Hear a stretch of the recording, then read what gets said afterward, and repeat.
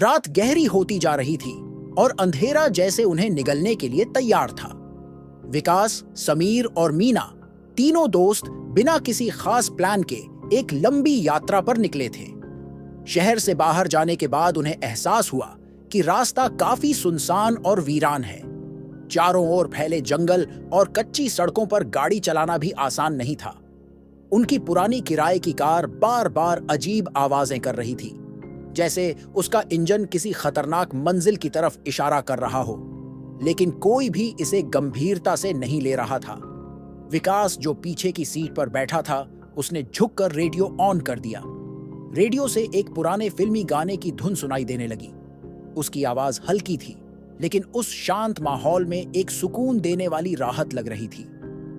मगर अचानक रेडियो की आवाज भयंकर रूप से बिगड़ने लगी, मानो कोई पुराना रिकॉर्ड टूट गया हो। मीना ने तुरंत रेडियो बंद कर दिया और समीर से कहा, यार, इस कार में सब कुछ अजीब है। पता नहीं क्यों मुझे ये जगह भी ठीक नहीं लग रही। समीर ने मुस्कुराते हुए जवाब दिया, तुम फालतू में डर रही हो। ये तो पुरानी गाड़ी है, ऐसी आवाजें आना आम बात है। लेकिन मीना का चेहरा गंभीर था। विकास भी चुपचाप बैठा हुआ था। उसकी आंखें लगातार खिड़की के बाहर कुछ ढूंढ रही थीं। उसने अचानक महसूस किया कि कुछ देर से आसपास की हरियाली में कुछ भी हलचल नहीं हो रही थी। पेड़ भी स्थिर थे, जैसे पूरा जंगल एक अजीब सी चुप्पी में डूब गया हो। वह धीमी आवाज में बोला, क्या तुम्हें ये जगह कुछ अलग नहीं लग रही? ऐसा लग रहा है कि हम कहीं गलत दिशा में जा रहे हैं। समीर ने हंसी में उसकी बात टाल दी। अरे भाई, नक्शा देख रहा हूं ना, हम सही जा रहे हैं। बस थोड़ी देर में हाईवे आ जाएगा। लेकिन जैसे ही समीर ने यह कहा, अचानक गाड़ी की हेडलाइट्स बार-बार झपकने लगी। उसने घबराते हुए कार को धीमा किया और चारों ओर देखा।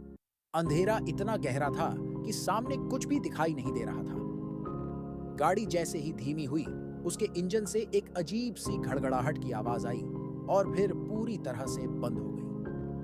समीर ने कई बार इंजन स्टार्ट करने की कोशिश की, लेकिन गाड़ी ने कोई प्रतिक्रिया नहीं दी। अब तीनों दोस्त असमंजस में थे। अब क्या करें? मीना ने घबराते हुए पूछा। विकास ने इधर-उधर देखा और बोला, मुझे लगता है हमें बाहर निकलकर देखना चाहिए, शायद कोई मदद मिल जाए। लेकिन जैसे ही उन्होंने गाड़ी से बाहर कदम रखा, ठंडी हवा का एक झोंका आया और जंगल के चारों ओर अजीब सी सिहरन फैल गई। वहां किसी की उपस्थिति का आभास हो रहा था, जैसे उन्हें कोई देख रहा हो। समीर ने टॉर्च निकालकर इधर-उधर रोशनी डाली, लेकिन चारों ओर सिवाय पुराने और सूखे पेड़ों के कुछ भी नहीं था। विकास ने गहरी सांस ली और बोला, ये जगह ठीक नहीं लग रही यार, मुझे लगता है हमें वापस गाड़ी में बैठ जाना चाहिए। मीना ने सहमति में सिर हिलाया, लेकिन तभी दूर से एक धीमी सी परछाई चलती हुई दिखाई दी। वो परछाई धीरे-धीरे उनकी तरफ बढ़ रही थी। मीना ने कांपते हुए कहा, वो देखो, कोई आ रहा है। समीर और विकास ने भी देखा और उनके रोंगटे खड़े हो गए। परछाई बहुत धीमी गति से चल रही थी, लेकिन उसके कदम जैसे जमीन पर घिसटते हुए आ रहे थे। समीर ने घबराकर कहा, कौन हो सकता है इतनी रात में? वो परछाई पास आती गई और जब वो करीब पहुंची तो उनकी आंखें फटी की फटी रह गईं। वो कोई इंसान नहीं था। उसके चेहरे पर गहरे कट के निशान थे और उसकी आंखें बिल्कुल सफेद थीं, जैसे उनमें कोई जान न हो। उसके शरीर से अजीब सी सड़ांध आ रही थी। विकास ने कांपते हुए कहा, हमें वापस कार में चलना चाहिए, जल्दी करो। तीनों घबराते हुए वापस कार में बैठे, लेकिन गाड़ी अब भी स्टार्ट नहीं हो रही थी। समीर ने कई बार कोशिश की, मगर सब बेकार। तभी कार के चारों ओर जोरदार हवाओं का झोंका चलने लगा और गाड़ी हिलने लगी। वो परछाई अब कार के बिल्कुल पास आ चुकी थी और उसने धीरे-धीरे कार के शीशे पर अपने नाखून घिसने शुरू कर दिए। मीना ने चीखते हुए कहा, क्या वो अंदर आने की कोशिश कर रहा है? समीर ने तेजी से दरवाजे लॉक किए, लेकिन उनका दिल जोर-जोर से धड़क रहा था। अचानक कार के अंदर का तापमान तेजी से गिरने लगा। सबको लगा जैसे वहां किसी की आत्मा घूम रही हो। रेडियो अचानक चालू हो गया और उसमें से अजीबोगरीब आवाजें आने लगीं। वो आवाजें किसी इंसान की नहीं लग रही थीं, मानो कोई दूसरा ही संसार उनसे बात कर रहा हो। तभी समीर की नजर रियर व्यू मिरर पर पड़ी और उसने देखा कि पिछली सीट पर कोई बैठा था। वो चेहरा सफेद था, बाल बिखरे हुए और आंखें डरावनी थीं। उसका शरीर सीधा नहीं था, बल्कि थोड़ा मुड़ा हुआ था, जैसे किसी ने उसे जबरदस्ती बैठाया हो। उसने धीरे धीरे अपनी गर्दन घुमाई और समीर की ओर देखा। उसकी आंखों में गुस्सा और दर्द था, मानो वो किसी से बदला लेना चाहता हो। भागो! समीर ने घबराकर चिल्लाया, लेकिन गाड़ी ने मानो पूरी तरह से अपना नियंत्रण खो दिया था। वो इंसान अब भी उन्हें घूर रहा था और जैसे जैसे समीर भागने की कोशिश करता, उसका चेहरा और करीब आता गया। तभी एक जोर की चीख के साथ गाड़ी के सारे शीशे चकनाचूर हो गए और एक बार फिर वो आवाज चारों ओर गूंजने लगी। तीनों दोस्त अब बुरी तरह से डरे हुए थे। उनके सामने अब कोई रास्ता नहीं था। गाड़ी का सारा माहौल अजीब और भयानक हो चुका था। तीनों दोस्त कार में फंसे हुए थे और डर ने उनके दिलों में जकड़ लिया था। मीना रो रही थी, उसकी आंखों में आंसू थे, जबकि विकास और समीर बेबस नजर आ रहे थे।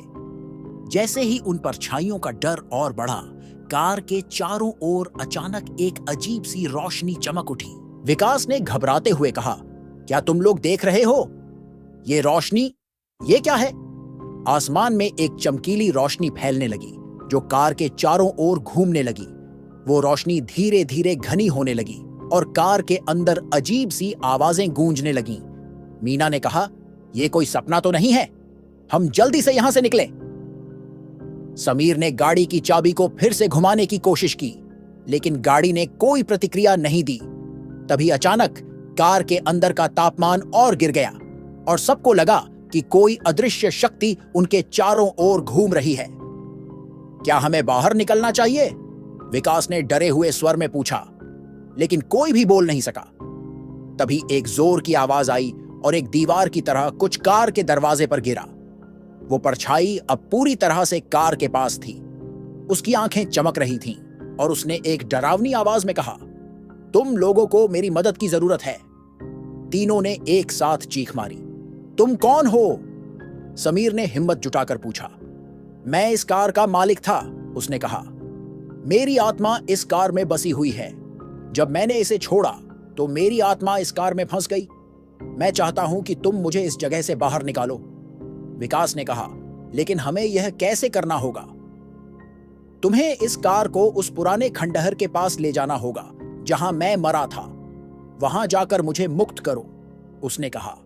उनकी नजरें एक दूसरे पर गईं। मीना ने कहा, क्या हम सच में ऐसा कर सकते हैं? समीर ने निर्णय लेते हुए कहा, हमें करना होगा। हमें इस भयानक स्थिति से बाहर निकलने का कोई और रास्ता नहीं है। गाड़ी के चारों ओर अंधेरा गहरा हो गया था, लेकिन अब उनकी दिमाग में एक नई उम्मीद जाग गई थी। जैसे ही समीर ने कार का स्टीयरिंग लिया और गाड़ी को खंडहर की ओर मोड़ दिया, चारों तरफ की रोशनी धीरे धीरे फीकी पड़ने लगी।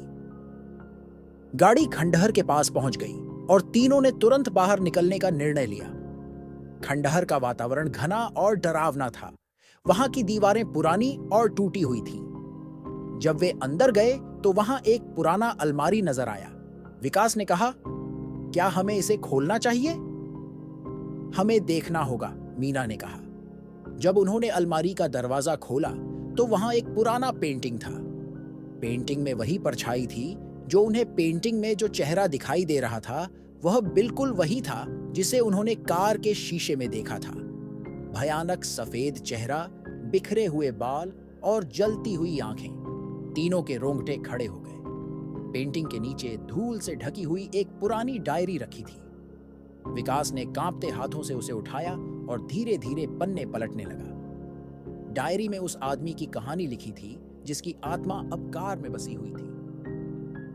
नाम राजवीर था। उसने लिखा था कि उसकी मौत एक भयानक दुर्घटना में हुई थी। वो इसी कार में था जब कार एक खतरनाक मोड़ पर पलट गई थी, लेकिन हादसे के बाद भी उसकी आत्मा इस कार से बंधी रही। डायरी में यह भी लिखा था कि राजवीर की आत्मा तब तक मुक्त नहीं हो सकती जब तक कोई उसकी आखिरी इच्छा पूरी नहीं करता। उसकी आखिरी इच्छा थी कि उसकी आत्मा को उसी खंडहर में दफन किया जाए जहां उसका बचपन बीता था। उस खंडहर में उसका परिवार कभी रहा करता था, लेकिन समय के साथ वो जगह वीरान हो गई थी। मीना ने डायरी पढ़ते हुए कहा, तो इसका मतलब है कि हमें उसकी आत्मा को यहां दफन करना होगा? शायद यही एक तरीका है, विकास ने सहमति में सिर हिलाते हुए कहा। हमारे पास और कोई रास्ता नहीं है। लेकिन जैसे ही उन्होंने डायरी को वापस अलमारी में रखा, अचानक खंडहर के चारों ओर की हवाएं तेज हो गईं। खिड़कियों के कांच जोर जोर से बजने लगे और चारों तरफ की दीवारें हिलने लगीं। ऐसा लग रहा था जैसे खंडहर की आत्मा भी जाग चुकी थी। हमें जल्दी करना होगा, समीर ने घबराते हुए कहा। तीनों ने आसपास देखा, लेकिन वहां कोई फावड़ा या खोदने का साधन नहीं था। लेकिन तभी खंडहर की जमीन अचानक से टूटने लगी और जमीन के नीचे से एक पुरानी कब्र दिखाई देने लगी। वो कब्र पूरी तरह से धूल और जंग से ढकी हुई थी। ये क्या है? मीना ने कांपते हुए पूछा। शायद ये वही जगह है जहां इसे दफन करना होगा, विकास ने कहा। समीर ने हिम्मत जुटाकर उस कब्र को खोला। उसमें एक पुराना कंकाल पड़ा हुआ था, लेकिन कंकाल के साथ साथ वहां एक छोटी सी धातु की मूर्ति भी थी, जिस पर कुछ अजीबोगरीब निशान बने हुए थे। मूर्ति के ऊपर लिखा था, जो कोई इस आत्मा को मुक्त करेगा, उसे भी इसका हिस्सा बनना होगा। मीना ने यह पढ़ते ही घबराकर कहा, क्या मतलब है इसका? क्या हमें भी इसकी सजा भुगतनी होगी? लेकिन अब रुकने का वक्त नहीं था। विकास ने मूर्ति को उठाया और उसे उस कंकाल के पास रख दिया।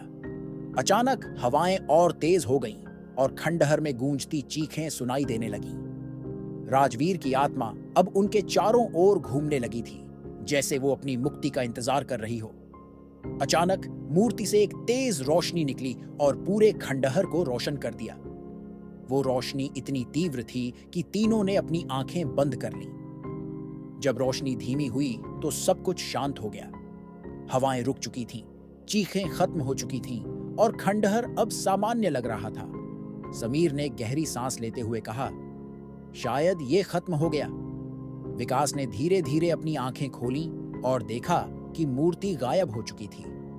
कंकाल भी अब मिट्टी में समा गया था, जैसे वो आत्मा अब मुक्त हो चुकी हो।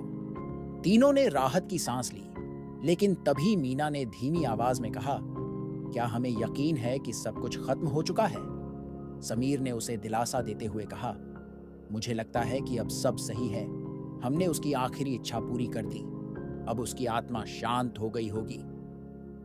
तीनों वापस कार की तरफ बढ़ने लगे। हालांकि उन्हें अब भी अजीब सा डर लग रहा था, लेकिन खंडहर से दूर जाते ही वो महसूस करने लगे कि जैसे सब कुछ सामान्य हो रहा है। जैसे ही उन्होंने कार के पास पहुंचकर दरवाजा खोला, समीर ने एक बार फिर से इंजन चालू करने की कोशिश की। इस बार गाड़ी बिना किसी परेशानी के स्टार्ट हो गई। मीना और विकास ने राहत की सांस ली। गाड़ी अब सामान्य रूप से चलने लगी थी और जैसे ही वे खंडहर से दूर होते गए, आसमान साफ हो गया। सितारे चमकने लगे थे और रास्ता साफ दिखाई देने लगा था। लेकिन जैसे ही वे कुछ मील आगे बढ़े, अचानक कार के रेडियो से फिर से वही अजीब सी आवाजें आने लगीं। मीना ने डरते हुए समीर की ओर देखा और कहा, यह फिर से शुरू हो गया। समीर ने घबराते हुए रेडियो बंद करने की कोशिश की, लेकिन इस बार रेडियो बंद नहीं हुआ। आवाजें और तेज हो गईं। तभी पिछली सीट पर एक और परछाई उभरने लगी। विकास ने जब पीछे देखा तो उसकी आंखों में डर साफ नजर आ रहा था। पिछली सीट पर वही चेहरा फिर से दिखाई दिया, राजवीर का। लेकिन इस बार उसकी आंखें और भी डरावनी थीं। वो हंसी के साथ बोला, तुमने मुझे मुक्त किया, लेकिन मेरी जगह अब कोई और इस कार का हिस्सा बनेगा। तीनों की सांसें थम गईं। वो समझ चुके थे कि उन्होंने जो किया उसका नतीजा इतना आसान नहीं था। राजवीर की आत्मा तो मुक्त हो चुकी थी, लेकिन अब इस कार्य ने किसी और को अपनी कैद में लेने का फैसला कर लिया था। अगर ये वीडियो अच्छा लगा हो तो लाइक करें, अपने दोस्तों के साथ शेयर करें और ऐसे ही वीडियो के लिए चैनल को सब्सक्राइब करें। धन्यवाद। अगर दोस्तों आपको गेमिंग वीडियो देखना पसंद है तो हमारे दूसरे चैनल प्ले ऑफ गोस्टर को सब्सक्राइब कर सकते हैं। लिंक डिस्क्रिप्शन में है।